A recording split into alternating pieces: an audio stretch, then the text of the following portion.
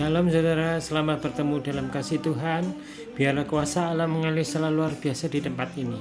Kuasa Allah bekerja dan jamah seluruh tempat ini, dan setiap orang yang mendengarkannya mendapat kekuatan. Tuhan, mari kita semua berdoa.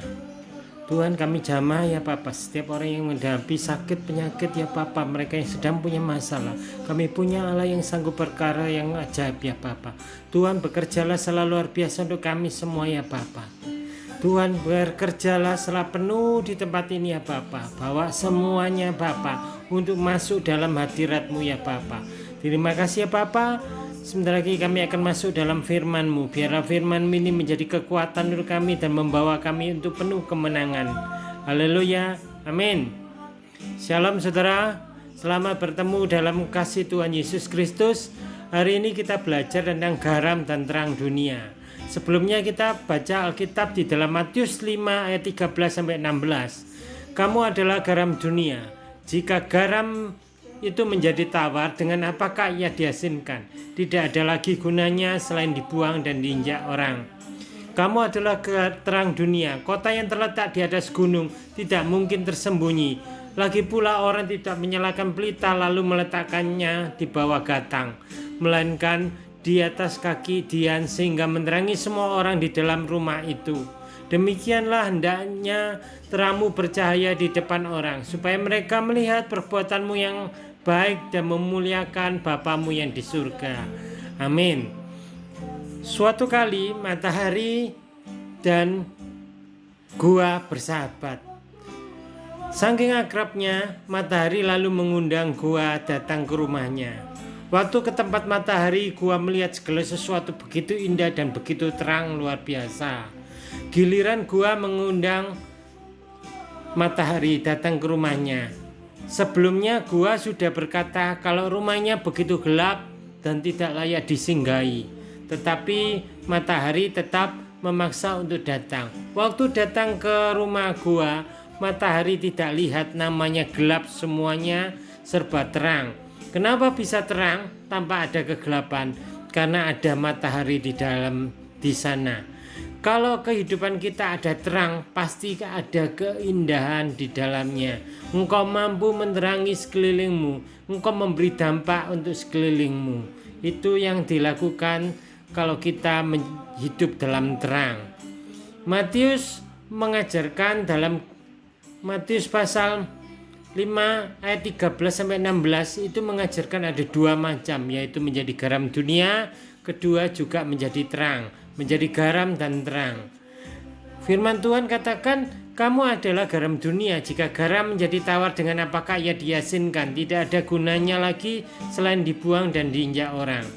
Garam bisa jadi tawar. Kondisi saat itu berbeda dengan kondisi saat ini. Cara pembuatan garam juga berbeda. Jika garam bisa menjadi tawar, yang lalu Indonesia pernah kekurangan garam sehingga garamnya tidak terlalu asin atau hampir dikatakan tawar. Hasilnya tidak terlalu banyak termasuk yodium di dalamnya. Bayangkan garam itu menjadi tawar, maka tidak ada gunanya lagi. Yodiumnya tidak ada, untuk kesehatan juga tak ada, semuanya hambar. Garam di tempat baru berfungsi saat garam itu ditempatkan di tempat yang hambar, makanan yang hambar. Kalau makanan itu sudah asin, sudah rasanya sudah enak, garam tidak perlu lagi, hanya ditempatkan di tempat yang hambar. Disitulah berbawa dampak. Demikian juga dalam garam rohani dalam kehidupan kita. Kita akan membawa dampak saat kita ditempatkan di tempat orang yang haus akan Yesus. Selain garam berfungsi untuk menyedap makanan, dia berfungsi juga untuk pupuk. Tapi kalau garam itu hambar, dia tidak bisa menjadi pupuk atau membawa dampak bagi sekitarnya. Itu diambil dari Lukas 14 ayat 34-35. Garam memang baik, tetapi jika garam itu menjadi tawar, dengan apakah diasinkan?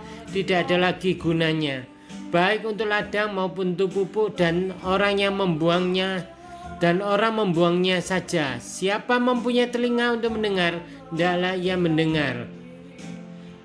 Kalau kehidupan kita sudah tidak berguna, maka kita disebut mantan orang yang diurapi. Sama seperti Saul disebut mantan orang diurapi. Mereka akan dibuang dan diinjak orang. Kalau kita sampai sekarang diberi kesempatan kepada Tuhan, kemudian Tuhan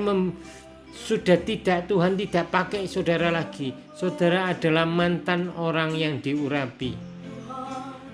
Hari ini kita belajar juga yang kedua, yaitu namanya terang. Terang menurut Matius pasal 5 ayat 14-16 itu ada 3 macam terang. Di ayat 14 dikatakan, kamu adalah terang dunia. Kota yang terletak di atas gunung tidak mungkin tersembunyi. Kita adalah terang dunia.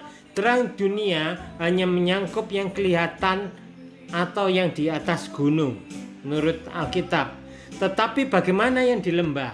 Bagaimana yang di dalam hutan? Bagaimana di dalam gua?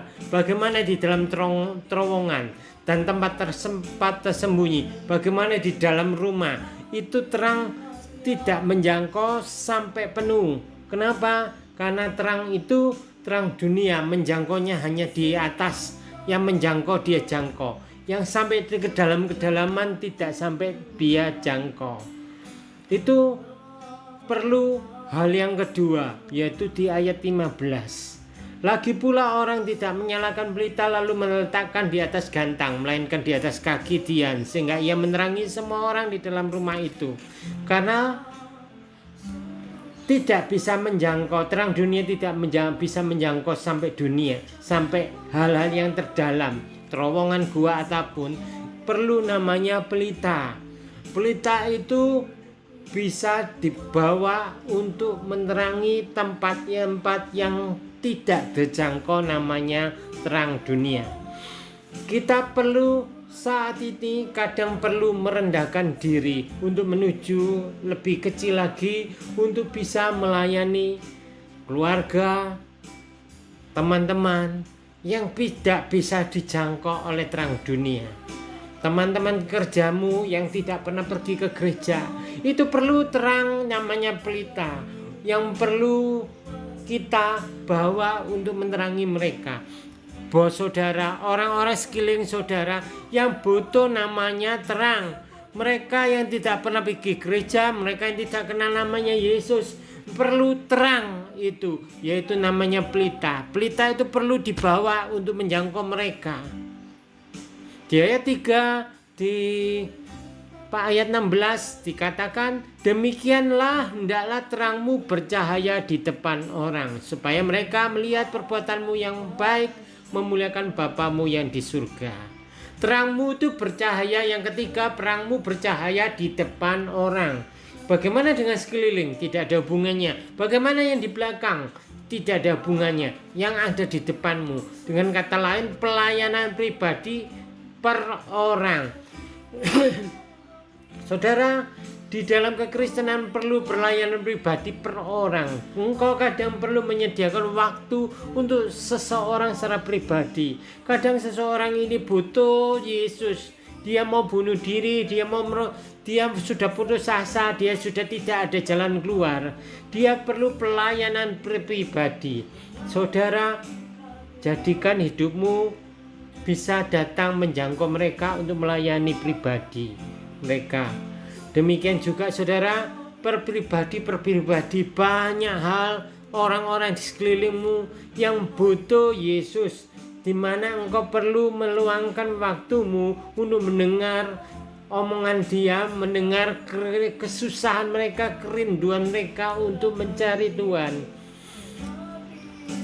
Masalah ini perlu orang yang rendah hati, menyediakan waktu, bukan masalah gengsi dan arogan. Orang yang sudah merasakan arogan, sudah pelayanan besar, mereka tidak mau pelayanan yang kecil-kecil ini.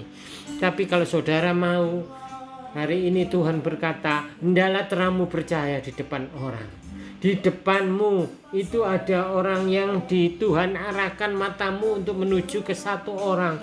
Di situ engkau pelayani dia, layani sungguh-sungguh, sehingga dia bisa terima Yesus. Hari ini berapa banyak orang-orang sekelilingmu, banyak gandum dan ilalang yang perlu, gandum yang perlu dituai, banyak perlu terang, perlu orang-orang yang mau memberikan hatinya, memberikan waktunya untuk menjadi terang yang bisa menuai gandum-gandum itu. Tuhan memberkati. Biarlah kuasa Tuhan mengelilingi saudara, menjamah engkau dan membawa engkau penuh kemenangan. Terima kasih. Mari kita doa. Tuhan, terima kasih untuk firman hari ini. Biarlah kuasa-Mu bekerja selalu luar biasa. Bawa kami lebih jauh lagi untuk masuk dalam hadirat-Mu ya Bapa. Kami mau ya Bapa, Yesus yang mengerjakan sesuatu yang ajaib. Tuhan yang mengerjakan sesuatu yang ajaib dalam kehidupan kami. Kami percaya Tuhan, di dalam kuasa-Mu dalam hadirat-Mu ya Bapa. Kami mengucap syukur Tuhan untuk kebaikan-Mu yang tidak pernah berakhir dalam kehidupan kami. Terima kasih ya Bapa, bahwa seluruh firman ini ya Bapa memberi kekuatan untuk kami semua. Terima kasih dalam nama Yesus. Haleluya. Amin.